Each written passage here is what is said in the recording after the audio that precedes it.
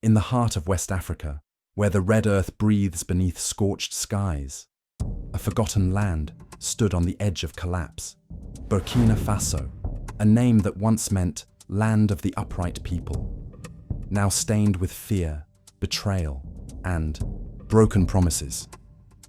Terror swept through its villages like fire in dry grass, thousands displaced, mothers searching rubble for their children, and leaders who promised protection, nowhere to be found. Yet in the shadows of despair, something stirred, a rhythm, a memory, a fire. In the silence of forgotten barracks, a lion was waking. But in a world built on power, lions are rarely left unchallenged. The streets of Ouagadougou were filled with song, but in Paris, in Washington, in Brussels, the tone was different. Panic, disbelief, disapproval. A young African captain had dismantled the old order overnight, and more dangerously had inspired hope. That was the real threat. The empire moved quickly. France condemned the coup. ECOWAS issued warnings. Western media called him reckless, unstable, pro-Russian. Headlines flashed, Burkina in crisis, dangerous shift in West Africa, a new Putin ally? But Traore did not flinch. In a voice both measured and bold, he replied, "Africa is not a child to be disciplined. We are not your experiments, not your colonies, not your pawns." And then, in a move as symbolic as it was strategic, he did what few dared before him. He expelled the French military presence from Burkina Faso soil. No negotiation, no appeasement, just a clear, unshaken decision. "Their mission here is complete," he said. "We will handle our own security now." The streets erupted again, this time with fire, not of rage, but of release. Protesters gathered outside French embassies, waving Pan-African flags and chanting, "Down with neocolonialism! Traoré is our voice! France dégage!" But Traoré's eyes were open. He knew the cost of defiance. Still, he stood, firm, not with arrogance, but with purpose. "We do not seek enemies," he said. "We seek freedom. If that threatens you, so be it." In the days that followed Burkina Faso's defiance, a ripple swept across West Africa, not of fear, but of recognition. To the north, Mali watched with knowing eyes. To the east, Niger nodded in silence. These were not separate stories, but fragments of the same wound, the same fight, the same flame. And then, the lions met.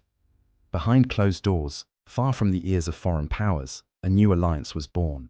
Traoré, Goita, Tiani, young, military, unbought, unafraid. Africa for Africans. Sovereignty without apology. Partnership without puppetry.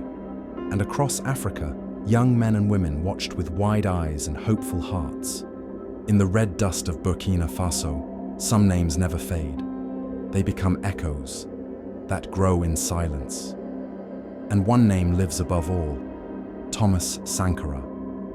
They killed Sankara in 1987, but they couldn't kill his spirit, because Sankara was never just a man.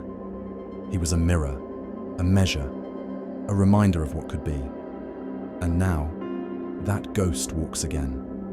Not in haunting, but in guidance.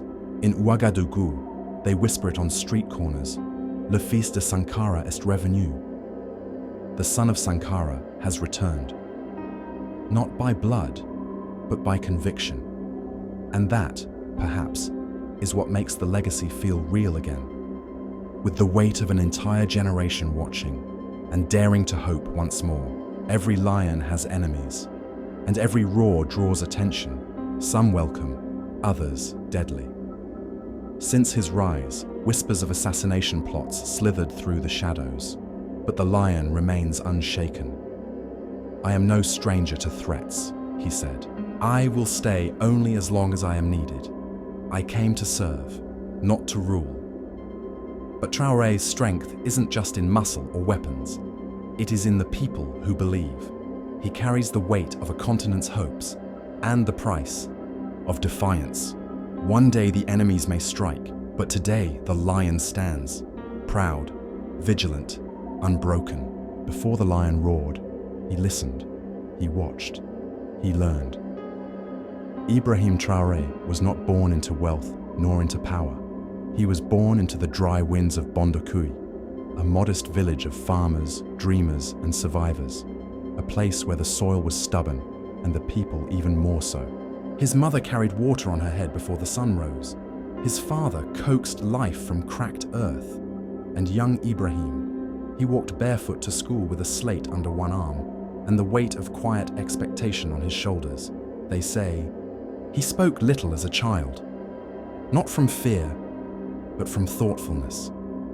He studied the elders, watched how they moved, how they carried dignity without wealth, how their hands told stories even when their mouths were silent. At night, while others drifted to sleep, he read under the dim glow of a kerosene lamp, history books, military theory, and the words of a man who would shape his soul, Thomas Sankara. "We must dare to invent the future," Sankara once said. For young Ibrahim, those weren't just words, they were a summons. While others idolized football stars and foreign films, he dreamt of justice. He wanted to understand the chemistry of elements, so he studied science. But he also wanted to understand the chemistry of society, so he joined the army. And in both arenas, he found the same truth, that strength without purpose is chaos, that loyalty without integrity is slavery, that power, when rooted in discipline, can become transformation. He didn't chase the spotlight. He didn't beg for favor. He rose through the ranks the hard way, by mastering himself first. In drills, he moved like clockwork. In conflict, he stayed calm. And in his silence, others began to listen. To know the lion, you must know the hunger that shaped him. Not a hunger for riches, but for justice, for dignity, for a nation that could finally stand upright, not in memory, but in motion. After Sankara's fall, Burkina Faso fell into shadow. Corruption spread. France returned with veiled control. The people waited for salvation, but it never came. Then came Paul-Henri Damiba, another man in uniform promising change. Another disappointment. Terror attacks increased. Villages burned. Soldiers bled. The people lost trust. The soldiers lost patience, and whispers became strategy. We need a real leader. Silence. The kind that speaks. The kind that warns. In the early hours of September 30th, 2022, while most of the nation slept, something ancient stirred. Not rage, not revenge, but resolve. Captain Ibrahim Traoré, just 34 years old, moved with the precision of a scalpel. Not a shot fired, not a banner raised, just movement. Quiet, deliberate, deadly calm. His men were young, many younger than him. Trained not in brutality, but in discipline. Loyal not to ambition, but to the people. And each of them carried a simple oath. Burkina Faso must stand again. They cut communication lines before dawn, surrounded key positions, entered the presidential compound without a whisper. The guards? Some joined them. Others simply stepped aside. By sunrise, the presidency had fallen. Paul-Henri Damiba was gone.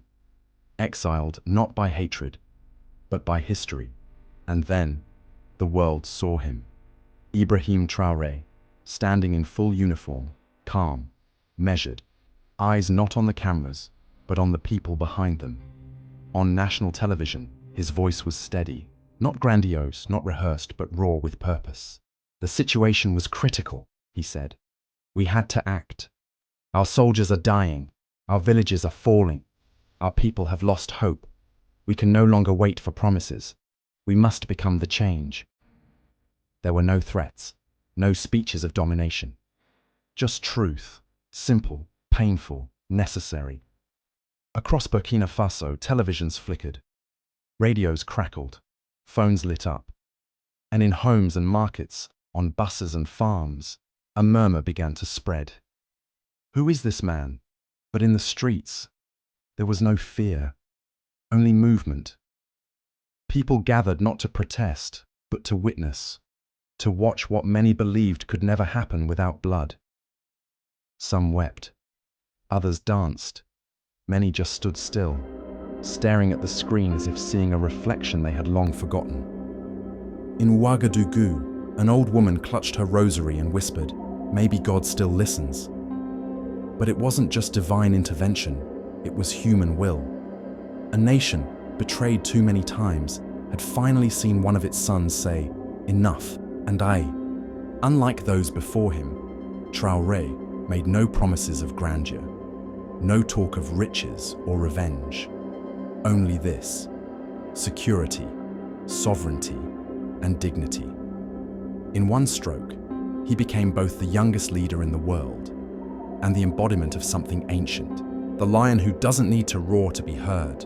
By midday, the news had spread like wildfire, not just across Burkina Faso, but across the continent. A young captain had done the unthinkable. He had taken power not with fear, but with calm. Not with blood, but with conviction. And then, the people poured into the streets. From rooftops in Ouagadougou to dusty roads in Kaya and Bobo-Dioulasso, a tidal wave of energy erupted. Joy that had been buried under fear surged upward like spring rain breaking dry earth. They danced barefoot in the streets, painted Traoré's face on crumbling walls. He was not just a man, he was a symbol, a rupture, a question to the world. What happens when Africa remembers who she is? And across the land, something miraculous began, not in politics, but in spirit. This was not a regime change. It was an awakening. The lion had not just roared, he had reminded a nation of its voice.